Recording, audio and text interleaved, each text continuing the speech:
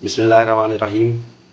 Beef korma बनाने के लिए 750 ग्राम गाय का गोश्त, इसे इतना पानी डाल के गला लिया है कि पानी इसी में खुश्क हो जाए। तकरीबन 200 ग्राम टमाटर, 3 से 4 अदद मोटी वाली सब्ज़ मिर्च, 6 जवे लहसुन के, 1 इंच टुकड़ा अदरक का और 1 पाव दही डालकर इसे पेस्ट बना लिया है। इसके बाद तकरीबन आधा पाव प्याज जो गोल्डन ब्राउन कर लिए हैं, इन्हें भी पेस्ट बना लेंगे। और थोड़ा सा खड़ा गरम मसाला, 1 टुकड़ा दालचीनी का, 1 बड़ी इलायची, 4 सब्ज़ इलायची, 1 छोटा सा टुकड़ा जावित्री का, छोटा सा टुकड़ा 1 जायफल का, 4 अदद लौंग, हाफ़ टी स्पून साबुत काली मिर्च, 1 टेबल स्पून सफ़ेद ज़ीरा। इसे मोटा मोटा कूट लेंगे। एक देगची में 1/4 कप घी डाल लेंगे। अब इसमें ये जो पेस्ट बनाया हुआ है टमाटर अदरक लहसुन का, ये डाल देंगे।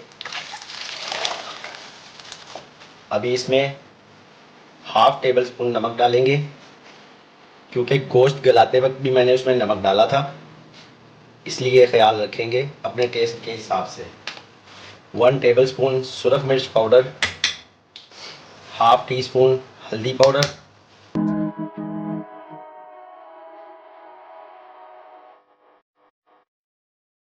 अब इसे अच्छी तरह इस मसाले को हम भून लेंगे यहाँ तक कि इसका घी अलग हो जाए।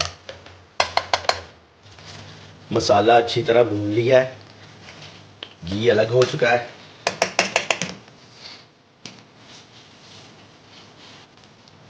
अब इसमें ये कुटा हुआ गरम मसाला डालेंगे और इस गोश्त जो के गला हुआ है,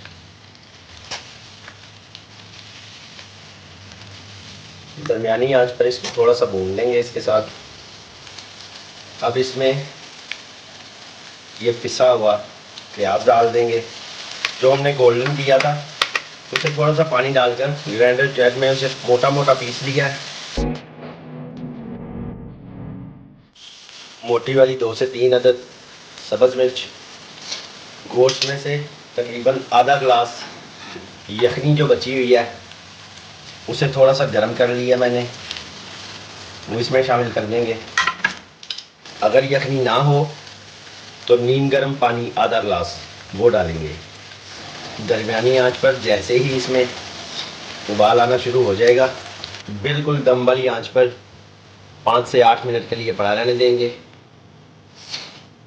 और बहुत अच्छे से इसका घी ऊपर आ जाएगा।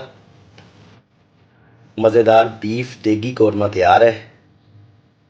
बहुत ही सिंपल रेसिपी है। वीडियो पसंद आए तो लाइक कीजिए, शेयर कीजिए, चैनल को सब्सक्राइब कीजिए और बेल आइकन को ज़रूर दबा दीजिए ताकि मेरी हर आने वाली वीडियो आप तक पहुंच सके। कमेंट में अपनी राय से ज़रूर आगाह कीजिए। खुश रहें, आबाद रहें। अल्लाह ताला आपको अपने हिफ्ज़ व अमान में रखे। इजाज़त दीजिए अवैस खालिद को। अल्लाह हाफिज़।